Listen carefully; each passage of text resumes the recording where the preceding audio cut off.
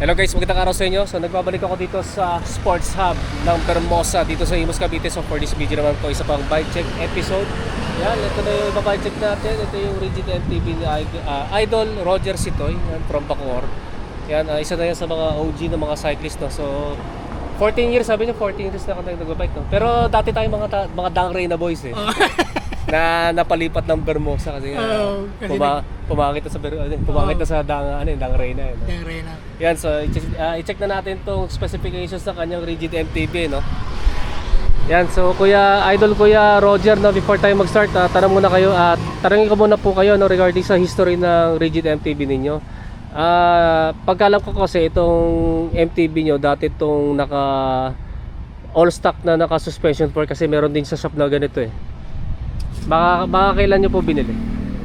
Mga panahon ng pandemic. Pandemic. Saan nyo po nabili? Sa bike. Nabili yan ng anak ko sa taga Imus, pero sabi ng mayari, nabili daw niya sa bike. Sa bike nabili itong bike na to. Bali, from XC na naka-suspension fork to fully rigid na, no? So halos upgraded na lahat. Ano po yung mga natirang pyesa na lang dito na original? Bali, wheel set na lang at saka yung handlebar, pati yung kanyang yung grips, disc, yung brake. Yung preno. Yung hydraulic, yung hydraulic. Yan, mamaya tingnan natin yan, ano. So Idol Kuya Roger, next question naman, saan niyo ba naibiyahe ito? Bukod dito sa Bermosa. Naibiyahe ko na yan sa Pampanga, tapos dito sa Tagaytay, dito sa may tawag nito sa may Kaibyang. Sa may tunnel, o sa Puerto Asol. Marami na biyahe ito, no? Ano po yung dream ride niyo kapag nabigyan kayo ng opportunity? Siguro sa Baguio, nakakasawa lang siguro. Nakailang Baguio na ba kayo? Naka-4 na Baguio yata. Naka-4 na? Sana all ako, wala pa eh. Siguro, yung pinuntahan mo sa Ilocos. Sa La Union o kaya sa Ilocos Sur, maganda rin doon. Oo. Pero sa amin kasi sa La Union, mas doon eh. Sa Baguio kasi, modernized na kasi. Nawala na kasi yung ganda ng Baguio dati nung bata pa ako nung pumunta ako doon, yung medyo nature friendly. Ngayon sa Baguio na kasi parang syudad na rin na parang dito rin sa Maynila, pinagkaiba lang, malamig. Bali traffic na. Traffic na. Kaya ayoko doon eh. Maganda sa amin kasi more on nature, tahimik, yan, peaceful doon. Yan ang maganda sa amin sa La Union. Kaya pag may time kayo, puntahan nyo yung lugar na yun. Sa may San Juan siguro, sa Bacnotan, o kaya sa Luna, yan, maganda doon. Sana kung kakayanin. Kakayanin, no? Kayanin pa, no? Ilan taon na ba kayo? 62. 62 na, no? Yan, lakas pa rin ni Kuya. So, ito nga yung general background sa kanya Rigid MTB. So mag-start muna tayo sa kanya XC Hearthill mountain bike frame. Akala ko repainted to, no? Pero ito talaga yung original na kulay. Trek Marlin 5. Yan, Trek Marlin 5 na XC Hearthill mountain bike frame. Aluminum tin to, no? Pero nakalagay dito silver alpha aluminum. Yan yung material nito. Kasi branded na brand tong Trek. Then sabi niyo wheel set, no? Kasi yung wheel set niyo to 27.5. Mamaya tignan natin to kasi laki, no? Laki na red triangle, parang kaya unang tingin ko 29er eh. 29er eh. Akala ko 29er kasi laki ng Kasa pa 29er dito, no? Yan, dito yung nito, yung seat tube nito, yan size 15.5. Malamang small to, no? O extra small. Parang ganyan. Then to sa tapered, straight. Straight. Yan, straight or non-tapered yung head tube, no? Tapos yan full internal cable routing. Pang BSA threaded na bottom bracket shell. Yan pang 27.2 mm diameter na seat post. Tama, no? 27.2, no? Tama ba ako? Di, may yan. 34 point may adapter kasi yan eh. Pero originally pang 31.6 to. Yung may adapter pala. Mamaya tingnan natin to, no? Quick release yung drop out. Then ang disc brake caliper mount naman yan ay post mount. Yan, so next naman yan, naka gravel fork na. Di ba NV Tagalog sa Shopee? Yan, marami sa Shopee yan eh. Pero okay naman, goods naman, di ba? Okay naman, oo. Okay, matibay naman, no? Yan, carbon fiber syempre na ano to, mahigit 400 grams din ito, no? Parang sa balugo ko. Yan, meron pang mount na mga lalagyanan ng ano, yung pang bike packing, no? Then ito nga pang 700C, straight yung straight din to, 'di ba? Steel tube. Quick release yung dropout. Then ang disc brake caliper mount naman yan ay flat mount, tapos naglagay siya ng adapter kasi 100 na to, 180. 160. 160. Parang 180 eh. 180. Adapter, ang adapter pala niya pang 180 kasi 100. Kasi nalalakihan ako, parang di 160. Ayan, 180 mm ang rotor niya, no. So, next naman sa kanyang cockpit. Ito yung original, no, na Bontrager na MTB handlebar. Yan, straight na may back sweep, 31.8 mm ang diameter. Tingin ko mga 740 mm ang lapad. Then yung grips niya, yan, all stock pa rin na Bontrager na grips, no. Then yung stem naman niya, ITM XX7 na 70 mm ang haba ang sabi dito, pero di nakalagay yung angle, no. Tingnan ko ang angle nito, malamang mga ano to, mga 7 degree ang angle. Then yung ano naman yung integrated headset o non-tapered na headset, no, in speed. Yan, in speed na seal bearings.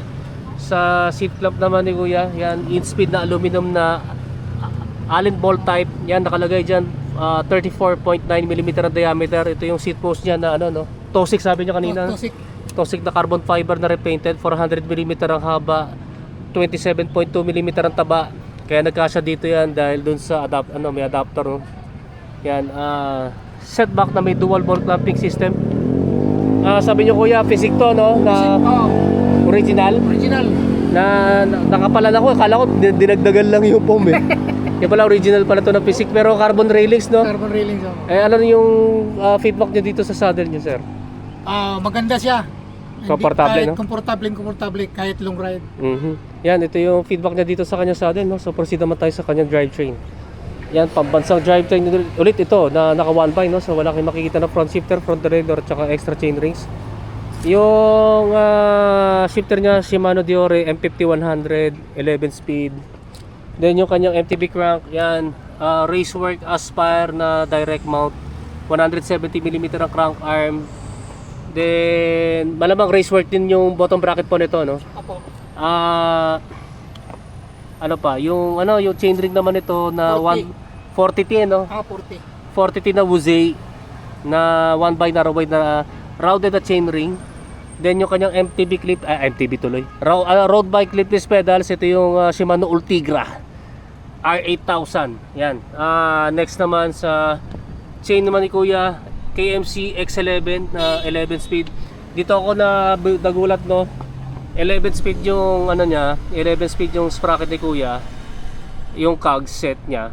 11 ano to? 1140? 1136.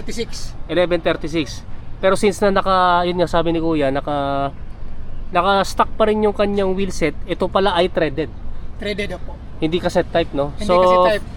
So first time lang ako nakakita ng 11 speed na threaded na cog set. Kaya nagulat ako. Kasi nga ano to yung wheel set ni Kuya, kasi kasama na to sa bili ng trek niya, no. Di ko nga naalala na ano pala threaded pala ang ano niyan, cog set niyan, yung Trek Marlin. Itong particular na model na to, no. Next naman ito kanyang RD. Ano to, M50-100? Apo. Parang M61 no, sa itsura. Yan, Shimano Diore M50-100 na 11 speed, no. So ito yung sa driver setup na kanyang MTB. MTB. Next naman sa wheelset niya, ito yung kanyang gulong, no. Yan, Continental Contact Urban na 27.5 by 2.0. So ito, kita-kita na laki ng clearance dito. Tingnan naman natin dito sa fork. Yan, malaki rin naman ang clearance. Sa gilid medyo maliit, pero pasado pa rin yan. Then yun nga, yung kabuuan ng kanyang rim set, stock ng Trek Marlin, which is Bontrager, no, na ito 32 holes po ba ito? 32. Ito stock pa rin ba ito? Pinalitan yung Richman? Hindi. Bontrager. Stock na yan. Stock pa rin, pero ito stock yung hubs doon, no? Opo. Di na natin kasi threaded eh. Di natin paikutin. Kasi sigurado tahimik yan kasi no? Kasi threaded type. Then sa kanyang brake set na, yan, last natin sa brake set, no. Ito yung sinasabi ni Kuya na stock pa rin, na Tektro. Hydraulic brakes and dual piston. Tibay din, no? Ilang taon na, no? Opo. Parang 6 years na, no? Kung simula pandemic. Then, lasa lang sa kanyang disc brake rotors. Ari ko. SRAM center line, no? Pero iba sa likod. Iba sa likod. Ano po yung sa likod? Stock ng ano yan? Stock na kuan. Stock na trek. Opo. Stock na trek na ito, no? Pero ito, stock na trick to. Tektro. pero, Tektro yun. Tektro. Ito, SRAM center line. Ito, 180, 160. 160. Pero parehas na fixed type and bolt type disc brake rotors. Yan, then wala akong dalang timba, akong dalit, pasensya na ulit, no? Hindi ko na timba. Tanggalin nga natin, tatansyin ko na lang. Pero feeling ko 11 din to eh.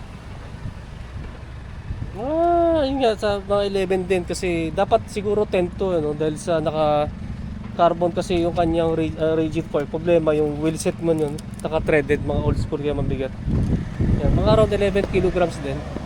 Then kuya, magkano pala yung ano nyo, total estimated cost dito?